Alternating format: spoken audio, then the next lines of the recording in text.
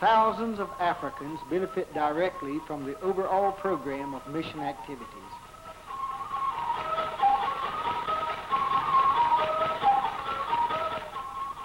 Each day begins on a religious note.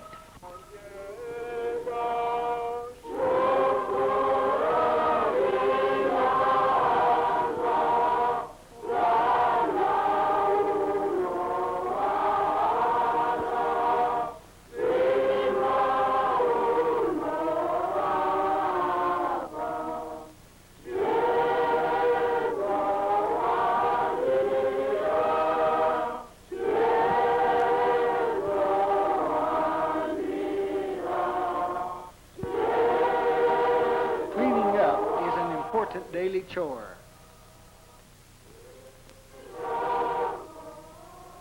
"2,000 children gather daily in our 14 schools to learn reading, writing, and arithmetic. All work and no play does not apply to our students, as each school has games, physical education, and sports. Most of our school children go from grades 1 through 8. The school year is divided into 3 semesters beginning in January. The only means of getting to school is on foot, and some of them live 6 miles away. Mashoko Mission school system covers an area of almost 100 miles in length. And although most of our schools are near the head station, some are 50 miles or more away. The addition of a teacher's training school to be opened in January 1961 will greatly augment our work and will enable us to add more classrooms and build more schools and churches. Every day, at least one session is devoted to scriptural study. The African quickly learns handiwork. Unsurpassed as a basket maker, he also makes beads, figurines, scarves, doilies, and many other things with his hands. The school curriculum also includes carpentry, building, domestic science, and other trades. Children everywhere are always glad when school is out.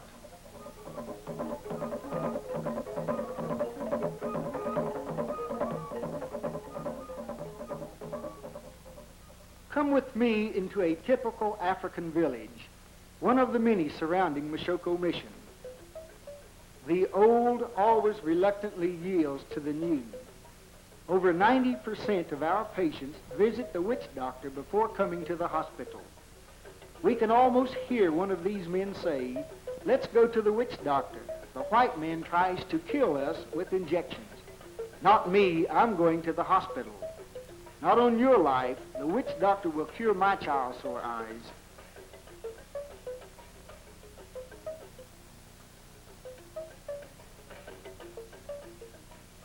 We are going to the mission hospital.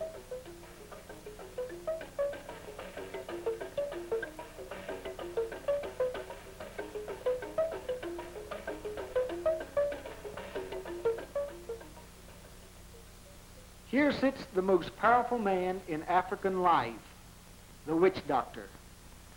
Why do these people make this choice? Why do they choose the witch doctor in preference to modern medicine? Being superstitious, they firmly believe that evil spirits cause diseases and that only the witch doctor is able to see the disease, and this is revealed to him by throwing the bones. Although the Africans see over and over again the immense amount of damage done by the witch doctor, nevertheless his influence is so strong that they return again and again to him.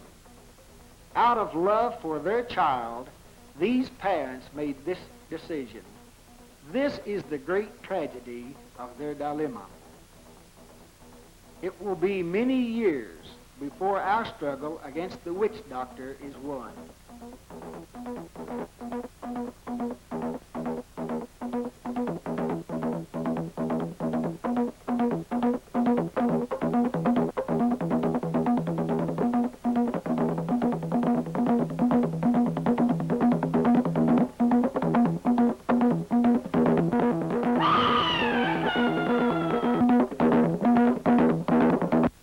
Although 100 miles from the nearest town of Fort Victoria, Our hospital is served by 4 African bus lines bringing hundreds of patients for treatment each month. Some come from as far away as Salisbury and Bulawayo, each at a distance of 300 miles.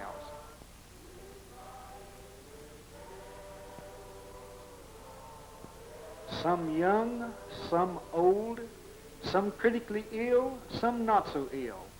And many who have lost all faith in their witch doctor are turning to us in ever-increasing numbers in the hope of being cured. Many happy scenes grace the days at our hospital. Children playing with improvised toys, vegetable vendors with bicycles, mothers cuddling their babies, the arrival of new patients,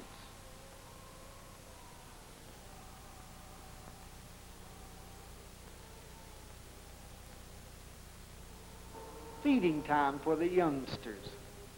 These are all familiar sights to us who work at Mashoko.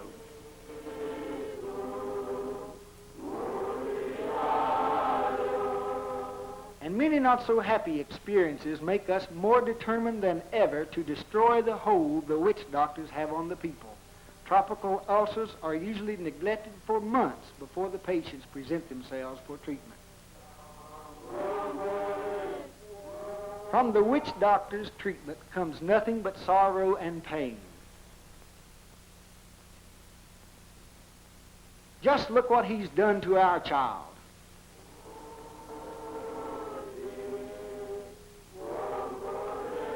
Back in the hospital, we start our morning rounds. Come with Miss Betty Iddings, our head nurse, and me as we visit some of our inpatients.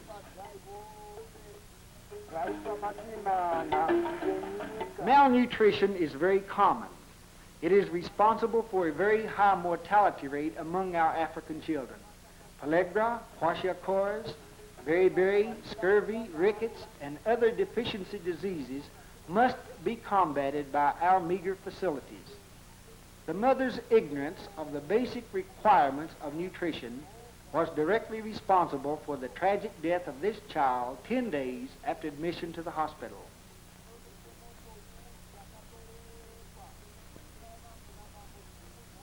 A needless waste of life.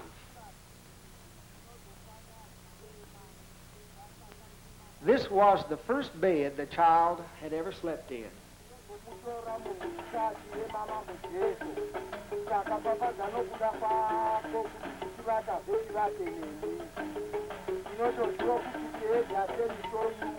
This youngster was brought to the hospital at age 3 months, weighing just under 4 pounds.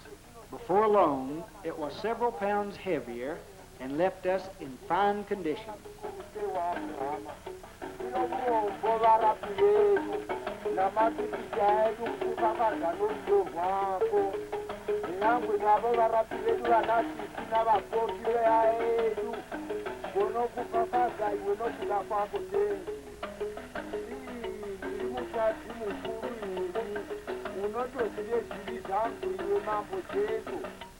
A 40-year-old victim of Parkinsonism begins her 6th year in the hospital.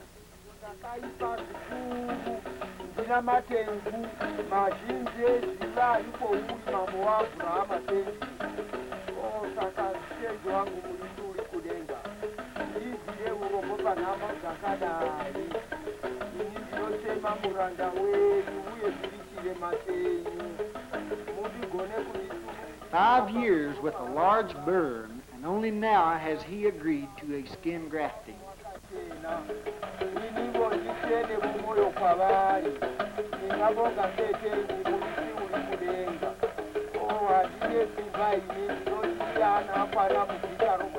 What to do now?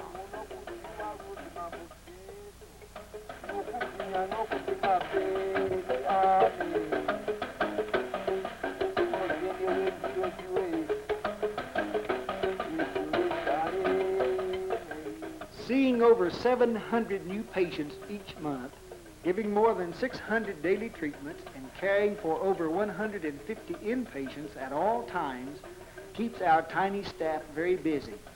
Each day means long hours of work and many other nights when we must be up and about our business of tending the sick. After the first few days of fear and anxiety have passed, many of our patients become firm friends.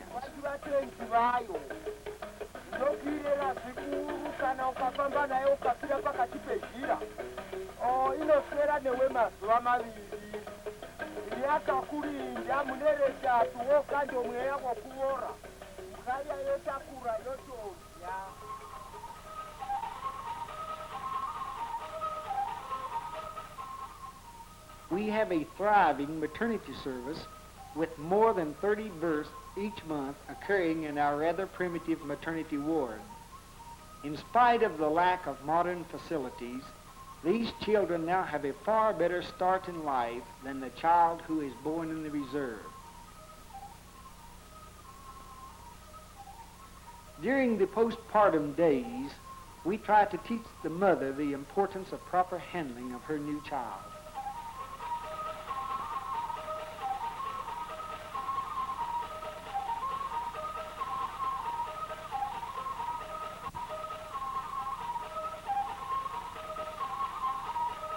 Poisonous snakes abound in the area. Cobras, puff adders, mambas, and many other dangerous reptiles are found. We have had many African victims of snake bite, as the African travels often at night, barefoot and without lights. Hurry! Baby's going blind and the hospital is still far off.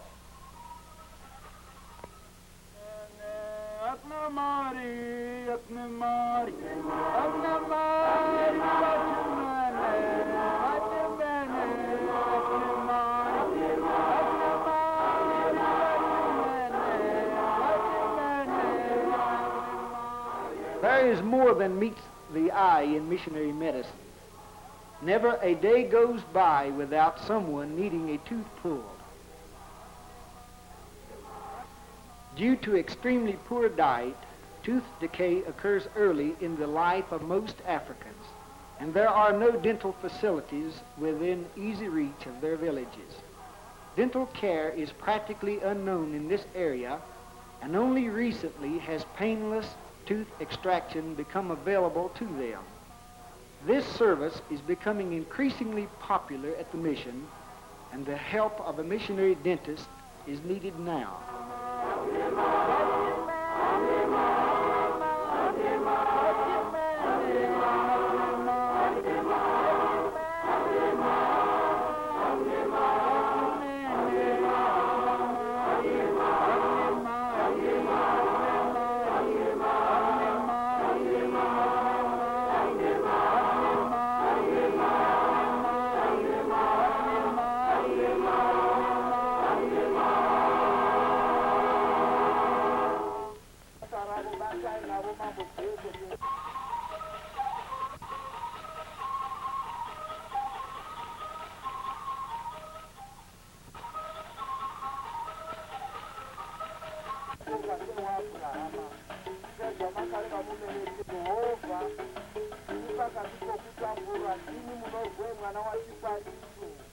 Your child has pneumonia. You have been very wise in coming to the hospital early.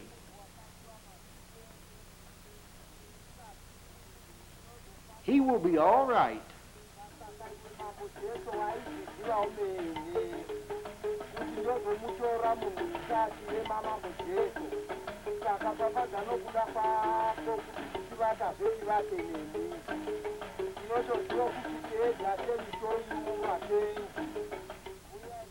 Transportation sometimes takes on primitive aspects. Many come by ox sled, by ox cart, on bicycles, or in wheelbarrows, but most still come through the hill country, across rivers, or through the hot, dusty lowlands on foot. We have had patients who have had to travel for 3 days and sleep by the wayside at night to make their journey into the hospital.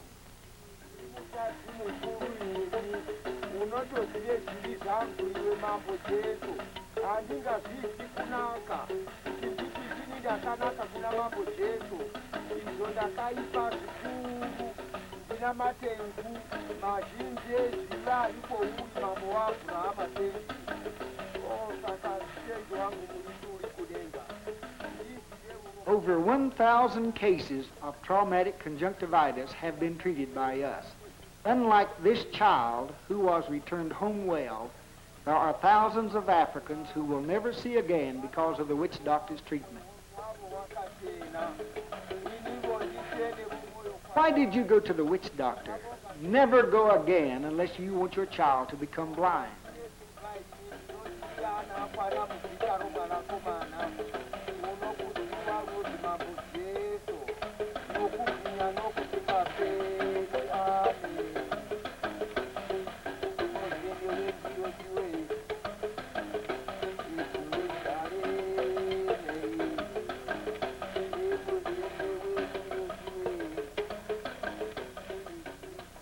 Injuries play their part in our work.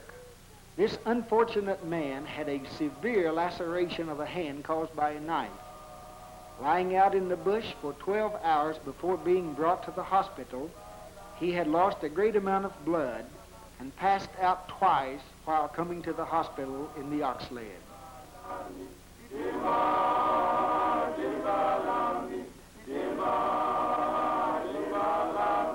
Many of you will be surprised in the primitiveness of our hospital. Composed of unburned brick, thatched roof, and dirt floors, it falls far short of the standards demanded of modern medicine. However, it is a beginning that we hope will culminate in the completion of one of the finest mission hospitals in all of Africa. The African is intelligent enough to make the comparison between his own primitive medical facilities and those which we offer. Even with our present setup, our hospital has a tremendous witness among the Mashona people. How much more true this will be in a hospital comparable with accepted standards.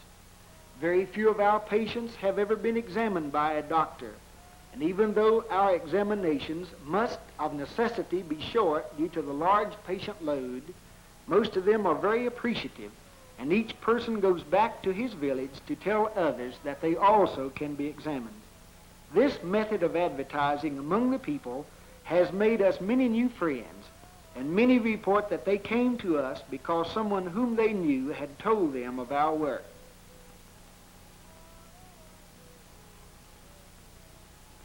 This patient was discharged from the hospital after 8 days.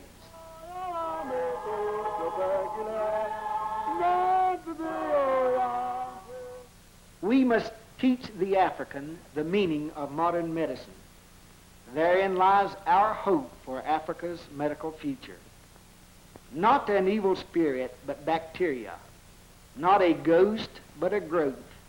Not the casting of bones, but modern medicine. These can and will win a new lease of life for her people. Now come to our surgery building, our rugged home with the power plant, the dynamo that supplies electricity for the light in the operating theater. Primitive, yes, but sterile. Though small, we are nevertheless able to perform our several duties in the name of Christ. Over 150 major and minor operations of a great variety have been successfully performed by the medical team at the mission, and a far greater number awaits elective surgery on completion of our new hospital with its modern operating facilities. We are training Africans to take a greater part in this important branch of our work. We hope others will soon be joining us in the field. It will be years before the Africans are sufficiently trained medically to care for their own people.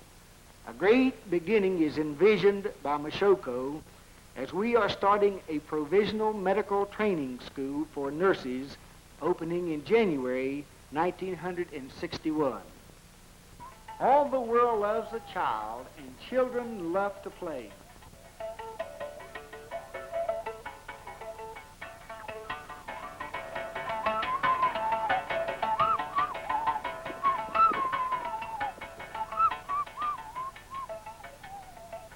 What shall we do today?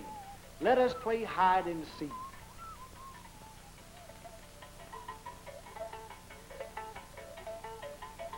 I'll count while you hide. Motsi, Hiri, Tatu, China, Shanu. Are you ready? Here I come.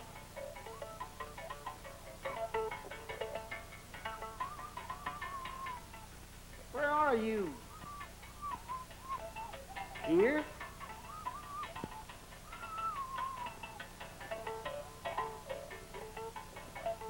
No. Well, perhaps over there.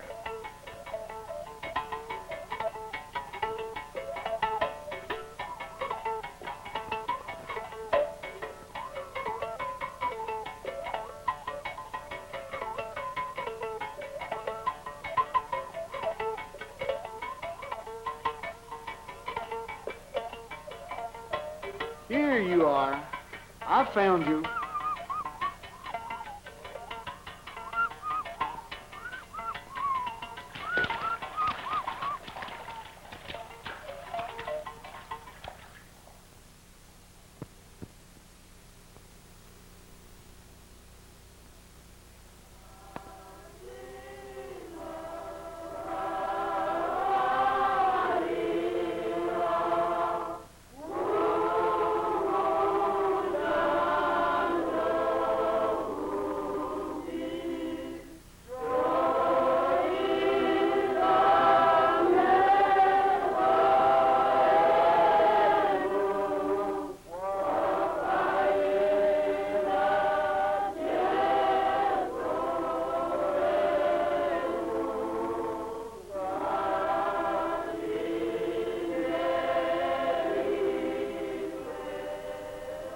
In the face of death, all life seems hopeless, and all its meaning gone, and tragic are its wakening hours when we're alone. But in the firmament of space, the dwelling place of God, the veil's no longer known. Wherein the love of God abides, they're not alone.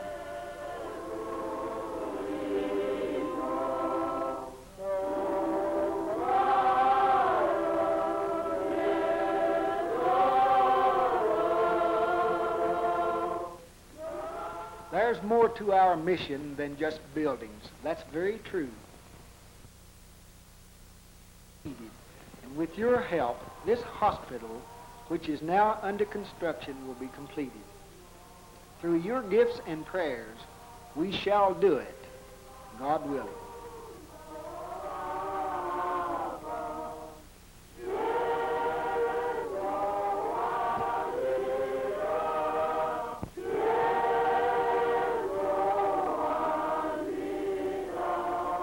To any doctor, nurse, X-ray technician, laboratory technician, or other medical workers who may be viewing this film, we extend to you the Macedonian call.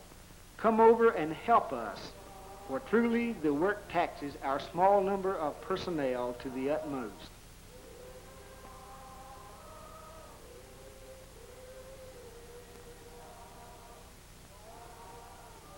All brick must be made on the site. Some 400,000 will be needed in order to complete the superstructures. First, the brick is molded, then sun-dried for 3 days, and then fired in the kiln for a week. It will take 40 men 6 months to make the necessary quantity for our hospital. Having every confidence that you will give us your support, we are pressing forward with the construction of our hospital building.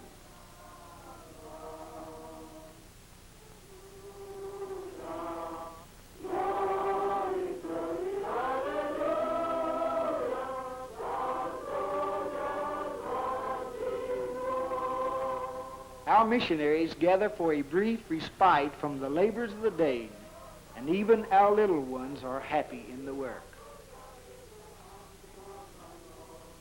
Mr. Barry Kennedy ably directs our evangelistic and educational work.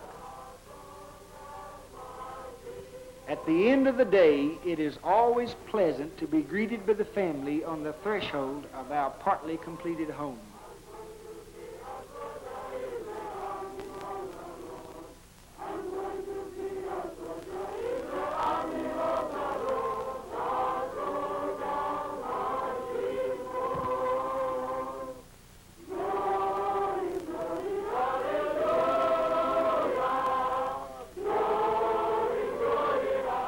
Now faith is the substance of things hoped for, the evidence of things not seen. Our future is in your hands.